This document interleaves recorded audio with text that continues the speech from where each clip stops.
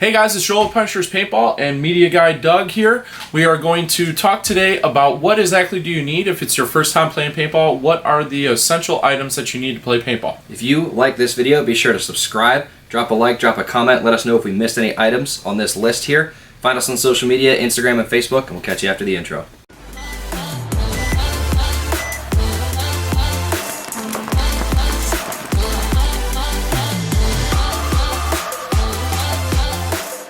Alright guys, so if you've gone to play at a birthday party or gone to your local field and rented a couple times, you're thinking about maybe getting your own stuff, we love that idea. I think it's a great idea to have your own things to take care of, and then you kind of are more familiar with your gear. You can go more often too, because all you're buying is paint and entry at that rate. So let's start over here on the right with tanks. This is the propellant for your gun. This is what gets things to come out of the marker. You got a couple options here.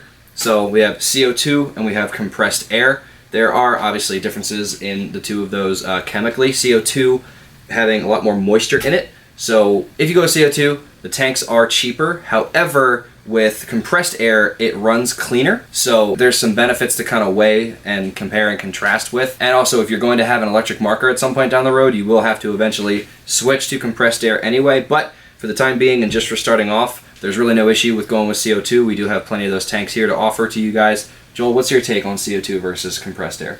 So you hit on a few of the good points. Basically, the things that you need to know is CO2 becomes a liquid at high pressure, so it's going to be very cold when you're discharging your marker. So you have the possibility of the O-rings becoming hardened and possibly freezing on you.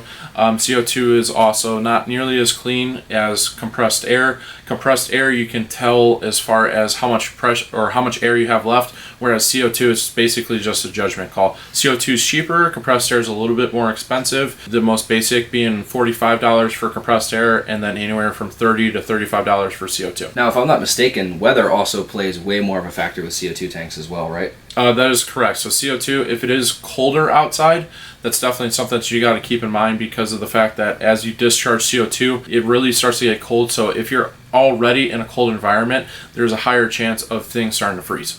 Absolutely. So, well, that being said, there's our take on some tanks. As far as masks, there are a million options out there of masks that you could get, but for just starting out and what is good enough to get you into the game and on the field, we have two options here. We have the HK Hostile line mask and we have the Helix over here. So the Helix for me, it kind of takes on an older mask. It's the Empire Event. It's got the same kind of look and lens as that. So I've always liked this mask. Just because the lens is great visibility. It's a thermal lens right out the gate. Yep. You can see very well. It comes with a visor, but this also does as well. We have the visor over off screen, but they both do come with that option. However, I think that the HK Hostile is actually a bit more breathable. It offers a little bit more room for air to breathe, and the foam in here is a lot more comfortable. The foam in the Helix is pretty hard, not exactly extremely comfortable on the face. Plus, with the HK Hostile, you can actually replace the foam. I'm pretty sure you can't really do that.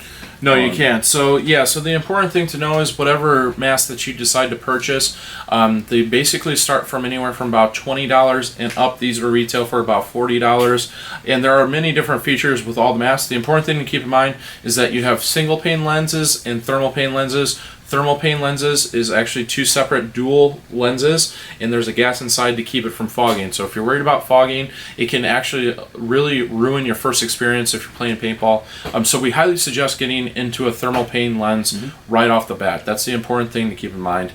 And there are many different masks out there, all available on our website, punisherspb.com. Awesome. So next up, we're going to talk about the marker, your paintball gun that you're going to be shooting at the field. Yep. We highly suggest... This is the JT Stealth that retails for $74.95. Great marker for the price point. To get your entry-level paintball gun, you're looking at somewhere between anywhere from about $70 to $200 is kind of your starting price point when it comes to paintball markers. They have different features. The JT Stealth, we have a few different things that we like about it. The double trigger, the easy disassembly, and just overall feels great in the hands. And these retail for $74.95, and they're available for purchase at our store or online. For under $100, honestly, I don't think I could find a better... that thing just feels great in my hands, and I love that there's no line or hose in the middle. It's really easy to just have a nice steady shot, have a good time, and actually hit what you're shooting at while you're playing paintball. So with paintball, having all this air and having this gun, you're going to be shooting paint, right? So what loads that into the gun? What actually feeds that for you? That's your hopper or your loader. Yep. So first option here is the Empire Splitter loader. So this is going to be a gravity fed loader. So you have gravity fed and you have electronic. Electronic means that there's some type of propeller inside that senses the paintballs and when they're dropping in, and it turns. It's basically forcing paintballs into the ball chamber so that you're never dry firing with a paintball marker. The Empire Splitter is just a gravity fed loader. We also have the newly released Pro Toys, the Pro Toys Speedster loader, excuse me, I blinked there for a second, and these retails for $64.95. So if you're looking for a entry-level electronic loader, you're basically going to start with a $5 gravity fed, and you're going to go up in price from that. Other notable hoppers in the different price ranges would be the Virtue Spire IR, the Dye LTR, the HK Army Speed Loader, and all those are also available on our website or in the store. Last thing we're going to talk about, Doug, is going to be pod packs. There's many different designs. There's different belts that you can get. There are more comfortable belts, but you're going to spend more money. Your most basic Tippmann sports harnesses are going to hold 2 pods. So this is your most basic 2 pods, and it's just going to have a very basic belt.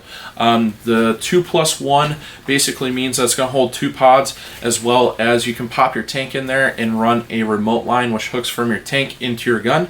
You can do that as well. It has the belt, and then the 4+1, which is going to hold 4 pods and then 1 tank in it as well. Alright guys, there it is. Everything you need to get started playing paintball. You can find all the items here at punisherspb.com. We have a link in the description of this video. Go ahead and click that and start finding all these things on the site. If you like this video, make sure to subscribe, drop a like on the video, drop a comment, let us know you loved it, and find us on social media, on Instagram and on Facebook. Alright guys, well, we'll see you next time. Hope you guys enjoyed this video.